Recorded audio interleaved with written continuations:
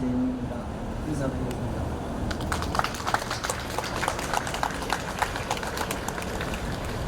네, 저 철탑 위에 사람이 있습니다. 철탑 위에 사람이 살지 못하는 곳에 사람이 올라가서 2달 가까이 살고 있습니다. 그런데 사람들이 지나다니면서 저 위에 사람이 있는지 왜 올라갔는지를 대부분 다 모르고 이 많은 사람들이 다 지나다니고 있습니다. 그리고 오늘 여기 양림교회 정말 그 교회 예배를 이쪽에 옮겨서까지 이렇게 해주신 부분들, 관계자님들 정말 고맙습니다. 예, 저는 삼성에서 노동조합을 한다는 이유로, 노동조합을 하겠다는 이유로, 노동조합을 포기하지 않는다는 이유로 납치당하고 폭행당하고 테러당하고 마지막으로 해고당하고, 해고당하고 나서는 돈으로 회유를 했습니다.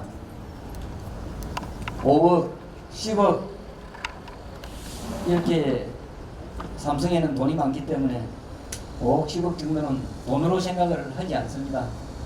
그래서 그런 부분을 다 물리치고 나니까 지금은 아무리 삼성 앞에 가서 복직을 시키라고, 또 삼성에 피해본 죽어간 그런 노동자들을 보상해라고, 살려내라고 마음을 들려도 자기 책임이 없는 걸로 얘기를 하고 아무런 반응이 없습니다. 예, 삼성은 아마 저 위에, 철탑 위에 김용희가 죽어서 내려오더라도 아마도 눈도 끄덕 안 하고 우리 잘못이 아니라고 얘기할 놈들이 저 산악한 삼성 놈들일 겁니다, 아마. 그래서 저는 이 자리에서 꼭 하고 싶은 얘기는, 정말 삼성이 그랬을까가 아니고 정말 삼성이 그렇게 했습니다. 그렇게 했고, 저는 제가 당한 사람이고, 제가 그 자리에 있었던 사람이고, 제가 테러를 당한 사람입니다. 그래서 꼭 이런 부분들이 세상에 좀 알려지고, 아니면 우리 국내에서라도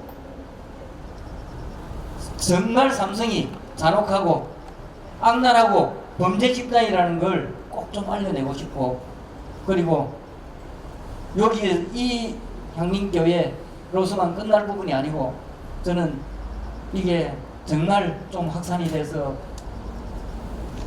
김용희를 꼭 땅으로 오게 해야 된다고 생각을 합니다. 지금 55일 단식은 끊었습니다만은 55일 단식이 문제가 아니고, 저기에서 몸을 돌릴 수가 없기 때문에 운동을 할 수가 없어서 55일 단식하면서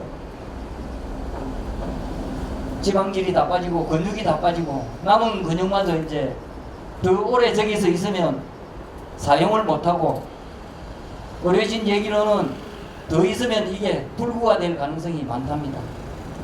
앞으로 영원히 쓰지 못하고 그럴 가능성도 굉장히 많답니다. 여러분들 좀 도와주십시오. 저런 사람들은 꼭 살아야 안 되겠습니까? 김용희가 꼭 살아서 이 땅에 내려올 수 있도록 많은 도움을 주시기 바랍니다. 감사합니다.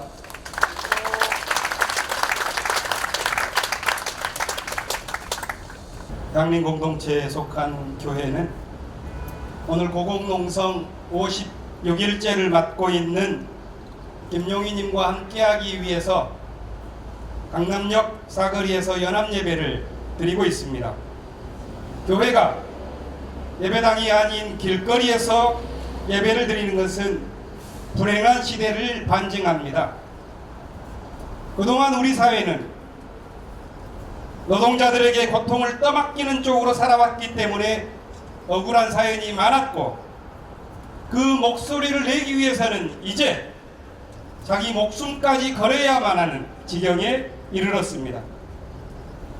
지난 금요일 밤 TV에 방영된 김용희님의 짧은 영상 편지는 보는 사람들을 부끄럽게 했습니다. 편지의 마지막은 이렇게 끝납니다. 얼마나 많은 노동자들이 일하다가 죽고 다치고 그럽니까? 우리 국민들이 노동자들의 생명에 대해서 좀 더 가슴 아파했으면 좋겠어요. 정말 원이 없겠습니다. 저 역시 김용희님이 투쟁해온 지난 24년 동안의 외로운 삶을 잘 알지 못했습니다. 최근 신문기사와 본인이 올린 청와대 국민청원 글을 나중에 읽고 나서야 비로소 삼성으로부터 얼마나 부당한 일을 겪고 왔는지를 조금 알게 되었습니다. 긴 시간 동안 노동자 탄압의 종합 세트라고 할 만한 모든 일을 당했습니다. 그럼에도 불구하고 철탑에 올라서 목숨을 걸고 싸우지 않았다라면 우리는 그 사실을 알지 못했을 것이고 들어도 믿지 못했을 것입니다. 참으로 미안한 일이 아닐 수 없습니다. 얼마 전 55일간 진행된 단식을 멈추겠다고 밝혔지만 이렇게 이글거리는 태양 아래에서 어떻게 제대로 숨이나 쉴 수 있는지 염려합니다. 이런 애타는 상황 속에서도 삼성은 어떤 답변도 내놓지 않고 있으니 땅으로 내려올 수도 없는 이 기막힌 현실이 야속합니다. 이에 우리는 김용희님의 영혼을 우리의 목소리에 담아 함께 외치고자 여기에 왔습니다. 우리가 외치며 하나님께 간구하는 것은 분명합니다. 삼성이 빨리 대화와 문제 해결에 나서는 것입니다. 삼성은 우리 사회에서 중요한 역할을 하는 기업입니다. 그래서 다른 기업들이 누릴 수 없는 특혜를 얻었고 국민들로부터는 남다른 사랑을 받아왔습니다. 그런 만큼 사회적인 책임과 의무를 더욱 크게 느껴야만 했습니다. 그러나 삼성은 기업으로서 지켜야 할 기본적인 도리조차 무시했습니다. 소위 무노조 경영이라는 시대착오적인 생각을 고수하면서 국민의 기본 권리로서 헌법 제33조에 명시된 노동 3권조차 인정하지 않는 반헌법적인 활동을 해왔습니다. 또한 노동조합법 제81조에 명시된 노조 설립에 대한 부당 개입과 해방 방지에 관한 법을 계획적으로 어기면서 노동자들을 탄압했습니다. 회사를 위해서 일하고 있는 노동자들의 기본 권리를 파괴하는 일에 거의 재벌기업의 사활을 걸고 있는 이 어리석은 모습은 우리 사회에서는 결코 낯선 것이 아닙니다. 삼성의 핵심 경영진들이 노조 탄압을 치밀하게 준비하고 실행했던 사실이 지난 2012년 초 S그룹 노사 전략이란 폭로 문건을 통해서 이미 드러난 바 있습니다. 삼성그룹은 전체 회사 차원에서 노조 설립을 막기 위해서 노조 와해와 고사 시나리오를 수립했고 거의 파괴 백화점이라 할 만한 일들을 벌여왔습니다. 특히 회사 측에 순응하지 않는 사람들을 문제사원으로 분류해서 동향 파악을 하고 결국에는 퇴출시키기 위해서 작업했던 핵심 문제 인력이 2011년에만 369명이요 누계로는 3,562명에 이른다는 것이 밝혀졌으니 김용희 님도 그와 같은 일을 당했다고 우리는 당연히 생각하게 되는 것입니다. 작년 4월 삼성전자 압수수색 과정에서 노조활동 전반에 대한 대응 지침을 담은 마스터 플랜이 발견되었습니다. 그런데도 불구하고 삼성은 사과나 반성하기는커녕 바람직한 기업 문화를 만든다고 국민들을 속이고 있으니 참으로 나쁘끄러운 일이 아닐 수 없습니다. 삼성이 돈 많은 초인류 기업이라고 하지만 저 철탑에 올라가서 2달 가까이 열풍에 메말라가고 있는 사람의 작은 요구조차 들어주지 못하고 있는 현실입니다. 두렵기 때문일까요? 그간 자신들의 폭력으로 인해서 고통당한 노동자들이 너무나도 많기 때문에 이 일을 해결할 엄두조차 나지 않는 것이기 때문일까요? 하지만 만일 삼성이 김용희님의 요청에 대해서 글로벌 기업으로서 당연히 갖추어야 할 도덕성을 무시한 채 그냥 외면하고 침묵하면서 지나갈 것이라고 생각한다면 그것은 대단한 오판이라고 하지 않을 수 없습니다. 김용희님의 이 억울한 사연이 단지 언론기사로 잠시 떠돌당하는 것이 아니라 사람들의 이야기가 되고 노래가 되고 춤이 되고 있습니다. 조금 있으면 어린이들이 읽는 소설이 되고 연인들이 보는 연극이 되고 영화가 되어 진리를 열망하는 사람들을 위한 설교가 되는 순간 삼성은 이제까지 누려왔던 특권을 더 이상 유지하기 힘들 것입니다.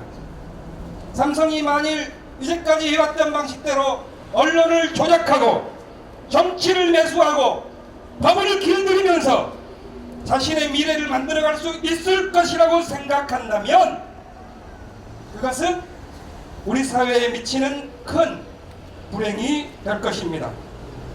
더군다나 지난 금요일에 일본이 자행한 경제 보복으로 인해 한국이 수출 절차 우대국 명단에서 제외되면서 삼성과 같은 반도체 기업은 큰 어려움을 예상하고 있습니다. 이제 국민들의 동의와 지원을 받아서 헤쳐나가야 할 이 난국에 삼성은 떳떳한 기업으로 거듭나야만 합니다.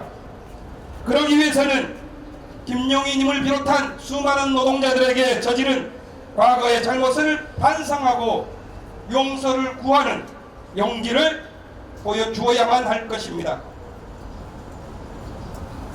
기업이 올바른 판단을 할 수 있도록 정부가 먼저 조처를 취해야 합니다. 억울한 일을 당한 사람의 고통을 해결하는 일에 이토록 굶뜬 정부가 어떻게 촛불 정부라고 자처할 수가 있는 것입니까? 어려운 시기라고만 늘 말하면서 항상 사회적 약자에게 먼저 희생을 요구해요. 풍토를 바꾸는 것보다 더 시급히 해결해야 할 한국 사회의 과제란 사실 많지 않습니다. 보다 나은 세상을 만드는 일은 먼데 있지 않습니다.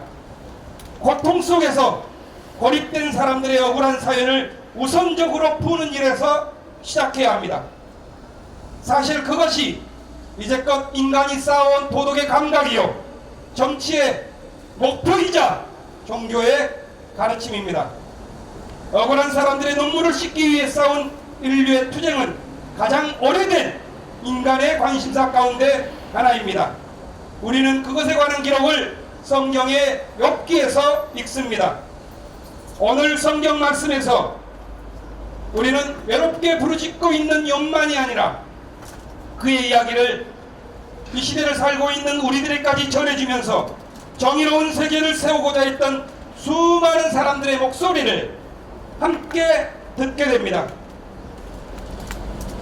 겹겹이 쌓여있는 저 거대한 현실의 장벽에 부딪히고 부딪히면서도 진실을 향한 투쟁을 멈추지 않고 있는 욥, 그와 함께 수많은 사람들이 투쟁해왔던 저 투쟁의 외침들 우리는 이 성경 말씀에서 듣는 것입니다. 아, 누가 있어 내가 하는 말을 듣고 기억하여 주었으면, 누가 있어 내가 하는 말을 비망록에 기록하여 주었으면, 누가 있어 내가 한 말이 영원히 남도록 강철 펜으로 바위에 새겨주었으면. 우리는 욥의 이 탄식이 바로 저 철탑 위에 오른 김용임의 마음을 채우고 있는 간절함으로 느끼고 있습니다. 친구들이 욥을 저주하면서 고통스러운 내 현실 자체가 하나님의 영벌이라고 조롱할 때 욥은 아직 동토하지 않은 시대를 향한 자신의 믿음을 말합니다. 고통을 저주하는 이데올로기에 굴복하지 않고 진실을 외치는 사람들에게 반드시 하나님의 구원이 있을 것이라는 믿음을 그는 증언합니다. 나는 확신한다. 내 구원자가 살아계신다. 나를 돌보시는 그가 땅 위에 우뚝 서실 날이 반드시 오고야 말 것이다. 내 살갗이 다 무너져 내려도 난 내 육체를 갖고 하나님을 볼 것이다. 나는 내 눈으로 다른 누구도 아닌 하나님을 보고야 말 것이다. 욥의 이 말에는 동정을 구걸하는 기미가 없습니다. 오히려 고통을 무기로 삼고 거듭난 새로운 삶의 윤리를 표방하고 있습니다. 욥기의 가르침은 바로 여기에서 완성됩니다. 욥이 마지막에 가서 다시 부자가 되었기 때문이 아니라 그의 행동 목적이 뚜렷해진 자리는 자신의 가난한 처지를 두려워하지 않고 싸우는 것이었음을 당당하게 보여줌으로써 욥은 그것으로 자신의 외침을 완성했습니다. 2주 전부터 장림교회 교우들은 길거리 기도회에서 욥기를 읽어왔습니다. 그것은 욥과 같이 진실을 위해 싸우고 있는 김용희님을 지지하기 때문입니다. 저 철탑 위에서 말없이 새어나오고 있는 그 비명소리에 하나님의 찢어진 심장이 덜렁거리고 있다는 사실을 우리는 목격하고 있습니다. 그렇기 때문에 삼성이라는 거대 자본이 겨우 독선과 침묵으로밖에 대처하지 못한 이 현재의 구도는 반드시 깨질 것이라고 우리는 믿습니다. 철탑에 올라 인간의 존엄성을 외치는 노동자의 몸부림을 자본의 힘으로 짓누를 수 있을 것이라고 생각하는 이 낡고 낡은 우리의 습속은 반드시 깨지고야 말 것입니다. 그러니 김용희님에게 부탁합니다. 자본의 재물이 되지 말고 반드시 살아서 내려오시기 바랍니다. 당신의 투쟁을 통해서 정의로운 그리스도의 얼굴이 우리 사회에 나타나도록 우리도 함께 기도할 것입니다. 무사히 땅을 밟을 때까지 하나님의 은총이 함께 하시기를 기원합니다.